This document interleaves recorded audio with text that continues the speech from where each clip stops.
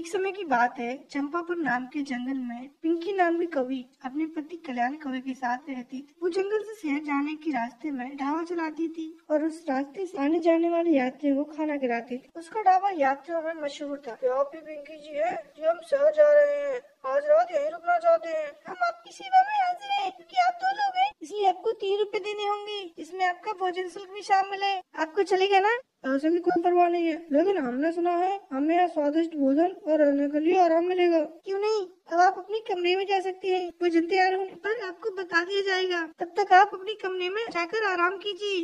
अगर आपको किसी और चीज की जरूरत हो तो मुझे बताइए, आपको यहाँ कम कीमत पे सब कुछ मिल जाएगा। अब आराम कीजिए। तो बहुत अच्छा है। इस तरह से वो सभी से कम पैसा लेकर अच्छी सुविधा देती। सुनिए, आज कमाई कितनी हुई है? आज तो बहुत सारे लोग आए हैं यहाँ पर। आज काम अच्छा है, अब तो 50 रुपए हो गए हैं। ठीक है, इसमें से 20 रुपए निकालो और 1 हफ्ते का राशन ले आओ। और रास्ते में कहीं जुआ खेलने मत रुक जाना। लालच में आकर 20 का सांड बनाने बैठ जाओगी, सब कुछ खोकर वापस आओगी। आसपास मत देखना, काम खत्म करके सीधे यहाँ वापस आना। हाँ, मैं खुद कहाँ जाता हूँ, लेकिन वो सामने से मुझे खेलने के लिए बुला लेते हैं। अब क्या करूँ? कल्याण राशन खरीदने के लिए निकल पड़ा। थोड़ी दूर जाकर वो एक पेड़ पर रुक जाता है। पिछली बार मैंने सामान खरीदने की बजाय जुआ में सारा पैसा खो दिया था। इस बार नहीं खेलूंगा, अन्यथा पिंकी मुझे घर में नहीं आने देगी। तभी उसे कुछ दूरी पर उसे दिखा कि कुछ पक्षी वहाँ सिक्का उछाल का खेल खेल रहे थे। कल्याण को वहाँ से जाते देखकर उन्होंने कल्याण को आवाज लगाई और कहा, अरे कल्याण, ऐसे चुपचाप भाग कहाँ रही हो?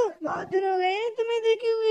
आ जाओ, अपनी किस्मत आजमाओ, हमारे साथ एक बाजी खेलो यार, शर्माओ मत। अरे वो अपनी बीवी से डरता है, अगर उसके दिए हुए पैसे जुए में हार गया ना तो पिंकी हमसे लड़ने आ जाएगी, इसलिए बेहतर ये उसे हम जाने दें। उसके घर के मामले में हम क्यों फंसे भाई? अरे जोरी का गुलाम हमारे साथ क्या खेलेगा? जाओ जाओ कल्याण, अपने रास्ते जाओ भाई। आप बकवास कर रहे हो, चलो चलो आज हो ही जाए, देखोगे कौन जीतता है। मेरे पास आज हमेशा से 4 गुना ज्यादा पैसे हैं। तो चलो भाई खेलो, बताओ जिताएगा पट। मैं लगाता हूँ 25 पैसे, तुम बताओ। ठीक है, मेरा भी 25 पैसे, मेरा जीत है।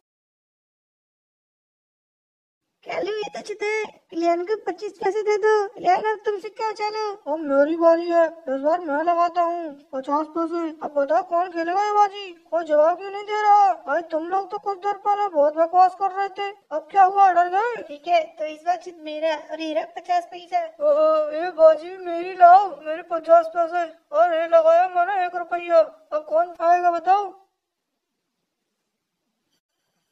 हे भगवान, लगता है आज किस्मत कल्याण के हाथ में है। उसके साथ खेलने में हमारी तो जेब खाली हो जाएंगी। भाई हमें नहीं खेलना तुम्हारे साथ, तो अपने काम पर वापस जाओ भाई। अरे आज किस्मत मेरा साथ दे रही है तो तुम सब ऐसा करोगे? एक बाजी तो खेलो यार, तुम इतना भी क्यों डर रहे हो? ठीक है, चलो मैं खेलता हूँ। चलो सिक्का, इस बार मेरा जीत। अरे मैं जीत गया। कौवे ने सिक्का उछाला, इस बार पट निकला। उसे देखकर वो कल्याण से कहने लगा, अरे कल्याण, सारे पैसे हार गए ना? जाओ जाओ, अब कल आकर जीतना, आज तो खाली हो गई। हाँ, मैं कल आऊंगा। और सारा पैसा नहीं जीता ना तो मेरा नाम बदल देना तुम। कुछ देर खेलने के बाद कल्याण पूरी 20 रुपए हारने के बाद घर लौट आया। कहाँ गया ये कल्याण? इतनी देर से वापस नहीं आया, कहीं वो जुआ खेलने तो नहीं बैठ गया? अगर ऐसा हुआ तो आज इसकी शामत आ जाएगी। लगता है आ गया, अब देखती हूँ क्या हुआ, कहाँ रह गई थी? हाँ राशन, मेरे सवालों का जवाब क्यों नहीं दे रही हो? मुँह में दही जमा रखा है क्या? कब से पूछ रही हूँ, अब जवाब दो। पिंकी, मैं राशन लेने गया था। अरे बाबा, कहीं तुम फिर से जुआ खेलने तो नहीं बैठ गई? झांसा मत दो, सच बताओ क्या हुआ? मैं जानबूझ कर नहीं गया, उन्होंने मुझे जबरदस्ती खेलने के लिए बुलाया। मैंने उनसे कहा भी मैं नहीं खेल सकता, लेकिन फिर भी उन्होंने मुझे मजबूर किया, इसलिए मुझे खेलना पड़ा। ये भगवान, तुमने फिर से जुआ खेला, तुम्हारा चेहरा दिख रहा है, तुमने सारा पैसा खो दिया। तुम कितने बेशर्म आदमी हो। तुम्हारी पत्नी होने की वजह से मुझे क्या क्या झेलना पड़ रहा है। अब चलो घर के अंदर, जुआ खेलने की तुम्हारी आदत एक दिन हमारे घर बिक पाएगी। अब दोबारा कभी ऐसी गलती नहीं करूँगा, मुझे इस बार माफ कर दो। थक गई हूँ एहसान से सुनते। 1 हफ्ते बाद मुझे अपने भाई की बेटी की शादी में जाना है। मुझे डर है अगर मैं आपको अकेला छोड़ दूँ तो आप इस ढाबे को जुआ खेलने के लिए भेज दोगे। कैसे भरोसा करूँ मैं आप पर? नहीं, तुम ऐसा मत सोचो, तुम बिना फिक्र के शादी में जाओ, मैं ऐसा संभाल लूंगा। तुम पर विश्वास करूँ? ये तो सिर्फ 20 रुपए की बात ही थी। ढाबा तो हमारी रोजी रोटी है, इसे तुम्हारे भरोसे कैसे छोड़ सकती हूँ मैं? 1 हफ्ता बीत गया, अब पिंकी जाने को तैयार थी। सुनो, आपने पूरा हफ्ता जुआ नहीं खेला, इसलिए मैं दावा आपको सौंप कर जा रही हूँ। पिंकी की दावे की प्रतिष्ठा आपके हाथ में है। मैं 10 दिनों में लौट आऊंगी, तब तक इस कारोबार का ध्यान आपको रखना है। संभल कर रहना, ठीक है? तुम चिंता मत करो, मैं सबको संभाल लूंगा। अपने भाई को मेरी याद देना। बेफिक्र जाओ। पिंकी अपने भाई की बेटे की शादी के लिए रवाना हो गई। और दूसरी तरफ, भैया क्या ये पिंकी का ढाबा है? हम दूर से आ रहे हैं, हमें आज रात ठहरने के लिए जगह और खाना चाहिए, बताइए मिलेगा ना?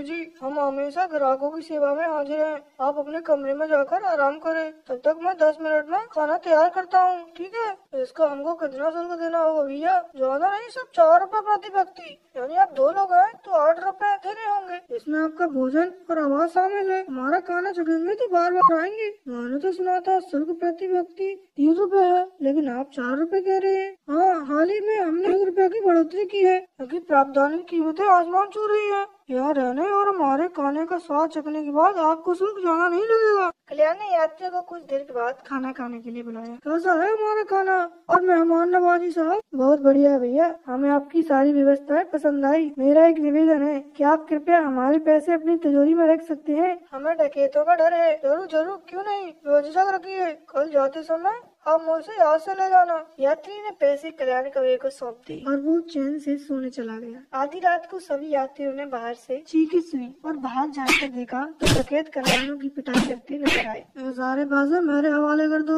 नहीं तो मैं तुम्हें जान से मार दूंगा, ये कहकर वो कल्याण को मारने लगे। मुझे छोड़ दो भैया, मैं पैसे कहाँ से लाऊं? छोटा सा ठेला चलाता हूँ, मेरे पास पैसे नहीं है। पैसे देता है कि नहीं? मुझे मत मारो, मेरे पास ग्राहकों के पैसे है, उन्होंने मुझे रखने के लिए दिए है, मेरे पैसे नहीं है। लगता है ऐसा नहीं मानेगा।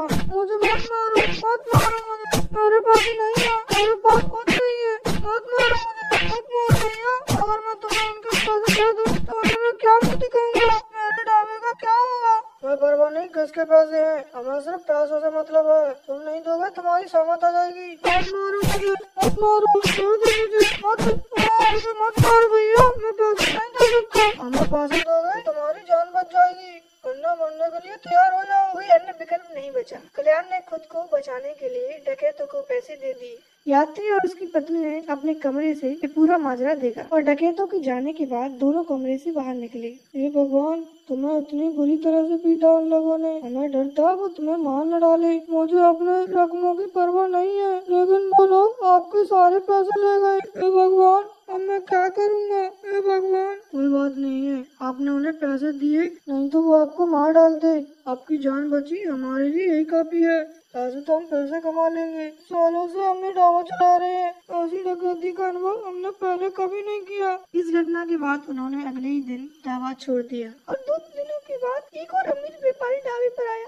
वो आकर कल्याण से मिला। नमस्ते, मैं कारोबार सौदे के लिए रायगढ़ जा रहा हूँ, लेकिन मैं थक गया हूँ और यहाँ एक रात रुकना चाहता हूँ। क्या बता सकते हैं खाने और रहने के लिए कितना शुल्क होगा? 5 रुपए प्रति व्यक्ति। कृपया कमरे में इंतजार करें, रात का खाना तैयार होने के बाद मैं आपको बुला लूंगा, आप निश्चित रहिए। रात का खाना खाने के बाद व्यापारी कबूतर सोने के लिए गया। कुछ ही देर में डकैत फिर से ढाबा पर आ गए और कल्याण पर हमला करने की बजाय सीधे व्यापारी के कमरे में दरवाजा खटखटाने लगे। डकैतों को सामने देखकर व्यापारी के सेठ कबूतर, सुना है बहुत पैसा है आपके पास, चुपचाप पैसा हमें देंगे, आप मरना पसंद करेंगे तो मुझे नुकसान मत पहुंचाना, मैं अपना सारा पैसा तुम्हें दे दूंगा। इस बार डकैतों ने व्यापारी को सीधे लूटा। अगले दिन व्यापारी अपनी आगे की यात्रा के लिए आगे बढ़ा। रास्ते में उसने सोचा, बिना पैसे रायगढ़ जाने का कोई मतलब नहीं है, एक काम करता हूँ, घर जाकर पैसे ले आता हूँ। उन बदमाश डकैतों ने मेरा सारा पैसा छीन लिया। विचार करते हुए वो वापस घर की तरफ चल दिया। बीच में पिंकी के होटल से कुछ ही दूरी पर उसने कल्याण को कुछ लोगों के साथ जुआ खेलते हुए देखा। वो हैरान रह गया, ये अजीब बात है, ढाबे का मालिक जुआ खेल रहा है, इसमें जरूर कुछ गड़बड़ है। मुझे तुरंत अपने मित्र दक्षिणी चील को बताना चाहिए, वही समझेगी इसे। व्यापारी ने तुरंत अपनी पिछली रात की घटना की जानकारी दक्षिणी चील को दी। ये सुनकर उसकी दोस्त चील बोली, तुमने जो कहा उसे सुनकर मुझे भी संदेह है, वहाँ कुछ गड़बड़ है। तुम चिंता मत करो, मैं सच्चाई की जांच करूंगी। अगले दिन चील खुद एक यात्री का रूप लेकर पैसे की थैली लेकर पिंकी के ढाबे पर ठहरने आई। उसने कल्याण से ठहरने के लिए कमरा मांगा। जैसा कि संभव था, डकैत उस रात भी आई और उन्होंने सीधे जाकर चील के कमरे का दरवाजा खटखटाया और चील को धमकी दी, तो तुम्हारे पास जो पैसा और सोना है वो हमें दे दो, वरना इसका खामियाजा भुगतना पड़ेगा। ओह, ऐसी बात है, अब देखते हैं इसका खामियाजा किसको भुगतना पड़ता है। ऐसा कहते हैं चील दोनों पूरी तरह पिटाई, मुझ पर हमला करने और मुझे लूटने की तुम्हारी हिम्मत कैसे हुई, वो भी एक चील से। अगर मुझे सच्चाई बता दोगे तो तुम्हें छोड़ दूंगी, वरना सारी जिंदगी अपने खेतों में काम करवाऊंगी। नहीं नहीं चीली, हम बेकसूर हैं, हमने तो जो कल्याण ने कहा उसका पालन किया। हम लोग साथ जुआ खेलते हैं। एक दिन जब हम खेल रहे थे तो कल्याण वहाँ आया। सुनो दोस्तों, जुआ खेलकर तुम लोग कितना पैसा कमा लोगे? मेरे पास एक ऐसी योजना है जिससे हम बहुत सारे पैसे आसानी से मिल जाएंगे और फिर हम उन पैसों को आपस में बराबर बांट लेंगे। हैं? सच कह रहे हो क्या कल्याण? ये कैसे हो सकता है, जरा बताओ हमें भी। मेरी बात जरा ध्यान से सुनो। मेरी पत्नी अपने मायके गई है और वो 10 दिनों के बाद ही वापस आएगी। हमारे यहाँ रोज कई यात्री आते हैं। अगर मुझे पता चला किसी के पास ज्यादा पैसे हैं तो तुम लोगों को बताऊंगा। तुम लोग डकैतों के रूम में आकर उन्हें लूट लेना। आगे हम सारे पैसे बांट लेंगे, ठीक है? एक बात बताओ, तुम जुए में हमेशा हमसे हारते हो, इसलिए हमारे खिलाफ कोई साजिश तो नहीं कर रहे ना? मुझे तुम पर यकीन नहीं है। अगर मैं तुम लोगों के खिलाफ साजिश करूँ तो मुझे क्या मिलेगा? मेरे साथ कौन खेलेगा? हमारे पास सिर्फ 10 दिन है। मेरी बीवी के लौटने के बाद हमें ऐसे मौके फिर नहीं मिलेंगे। अब बताओ, तुम मेरा साथ दोगे या मैं किसी और को तलाश लूँ इस काम के लिए? ठीक है, हम तुम्हारा साथ देंगे। बताओ कब आना होगा हमें? आज रात ही आ जाओ। आज एक अमीर जोड़ा वहाँ पर रहने के लिए आया है, खाने के बाद आ जाना। इस तरह कालू ने चील को पूरा प्लान बता दिया। अच्छा, मैं यही सोच रही थी, इतने प्रतिष्ठित ढाबे में ऐसी घटना कैसे हो सकती है? तो तुम हो जिसने अपनी पत्नी की अनुपस्थिति में सारी साजिश की, वो भी सिर्फ इसलिए क्योंकि तुम जुए के आदी हो गए हो। चलो अब जिंदगी में खेतों में खेलना जुआ। उन तीनों को पकड़कर अपने खेतों में ले जा रही थी। उसी वक्त पिंकी अपने मायके से वापस लौटी और चील ने उसे सारी घटना बताई। वो उदास हो गई। उसने कहा, इसलिए मैं अपना ढाबा इनके हाथों में सौंपने से डर रही थी। कुछ दिनों में ही इन्होंने मेरी प्रतिष्ठा मिट्टी में मिला दी। मैंने उनसे विनती की थी, जुआ मत खेलना क्योंकि इससे किसी का जीवन बर्बाद हो सकता है, लेकिन उन्होंने हमेशा मेरी बात को अनसुना कर दिया और आज बहुत बड़ा अपराध भी कर दिया। अरे ये तो शर्म भी जुआ में हार गए हैं। अब सारी जिंदगी मेरे खेतों में खेलेंगे। चील जी,